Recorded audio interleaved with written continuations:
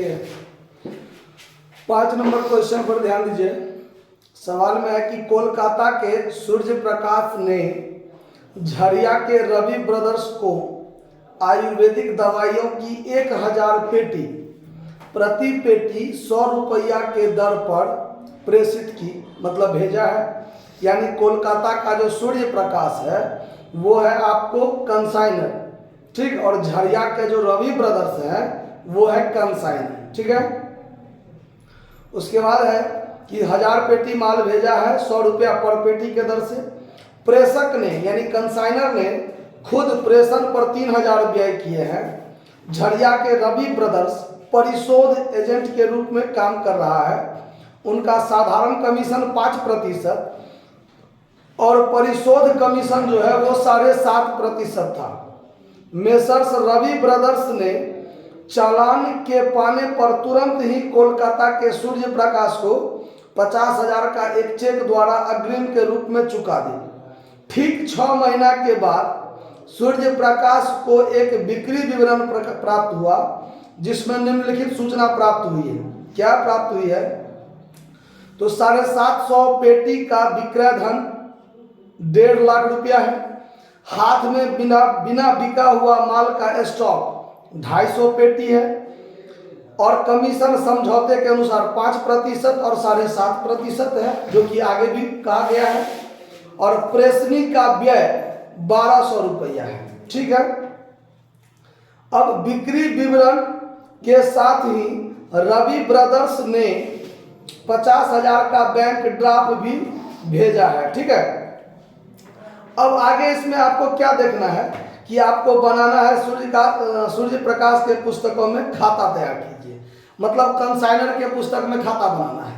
तो consignment account तो बनाना ही पड़ेगा, कंसाइनी का अकाउंट बनाना ही पड़ेगा, और एगो गुड्स एंड ऑन कंसाइनमेंट का खाता बना लीजिए जनरली। चलिए, तो अब यहाँ पर आपको बनाना है in the books of Surya Prakash सबसे पहले बनाना है कंसाइनमेंट अकाउंट बनाना है, ठीक। कंसाइनमेंट अकाउंट में क्या सब होता है वो आप जानते हैं,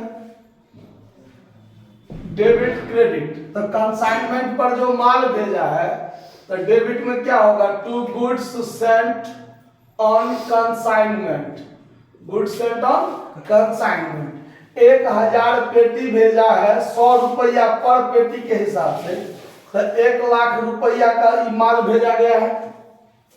उसके बाद कंसाइनर ने खुद 3000 रुपया व्यय किया है। अगर अपने व्यय करता है तो टू कैश अकाउंट एक्सपेंस के रूप में 3000 रुपया हो गया।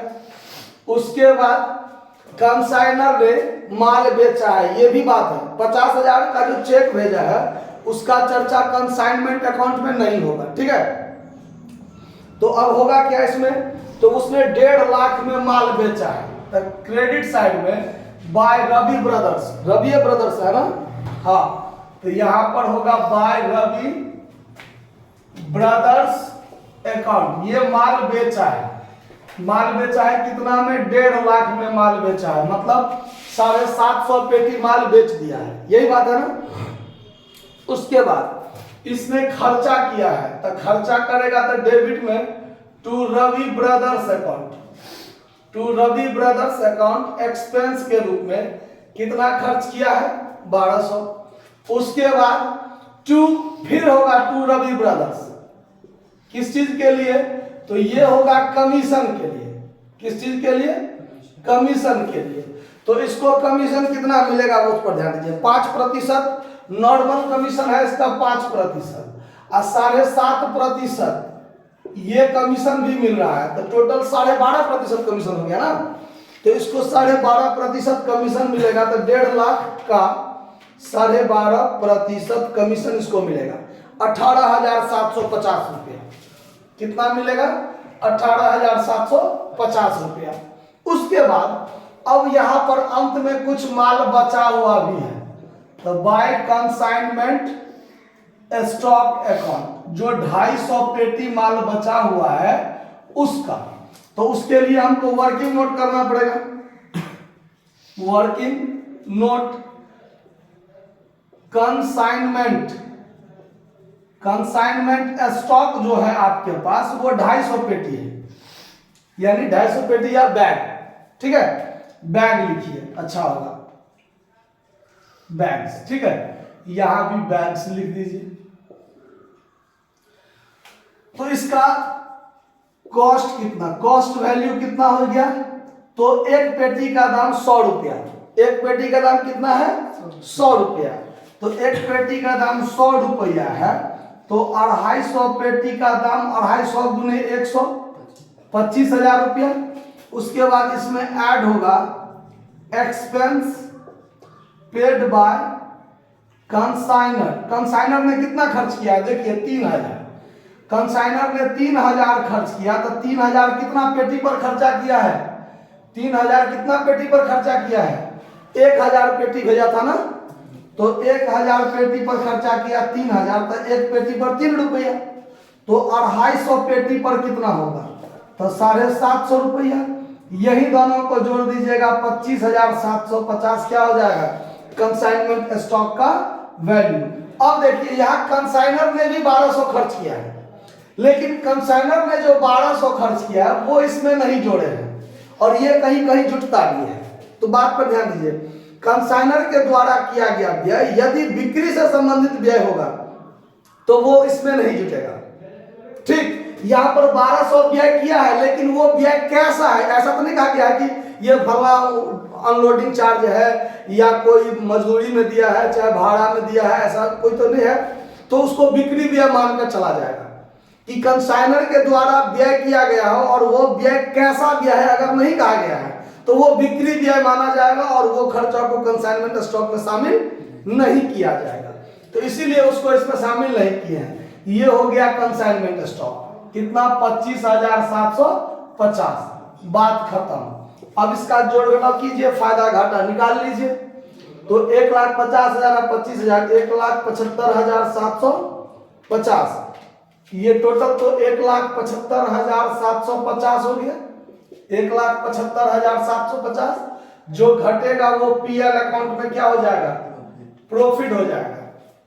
तो इतना में से घटाना है 1,03,000, 4,200, 1,04,200, 1,22,950, 1,22,950, 52,800 प्रॉफिट है, देखिए तो, हाँ है, तो यहाँ पर 52,800 रुपया क्या हो गया, प्रॉफिट।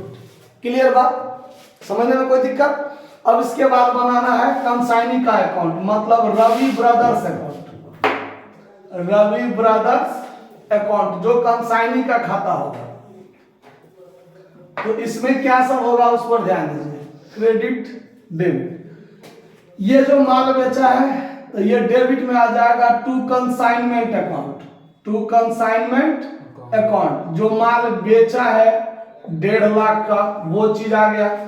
रवि ब्रदर्स ने 2 खर्चे किए हैं कंसाइनमेंट पर, तो ये इसी में से काटेगा, तो क्रेडिट साइड में कंसाइनमेंट अकाउंट एक्सपेंस के रूप में 1200 काटेगा, और फिर काटेगा बाय कंसाइनमेंट अकाउंट, जो कमीशन के रूप में काटेगा, कितना काटेगा कमीशन के रूप में, 18,750 काटेगा, और उसने कुछ एडवांस भी भेजा था, चेक के माध्यम से भेजा था ना, तो by bank account advance received उसने प्राप्त कर लिया था 50,000, तो वो 50,000 तो काट लेंगे ना, 50,000 काट लेंगे ना, तो वो काट लिया, और उसके बाद वो 50,000 एडवांस भेजा था वो काटा।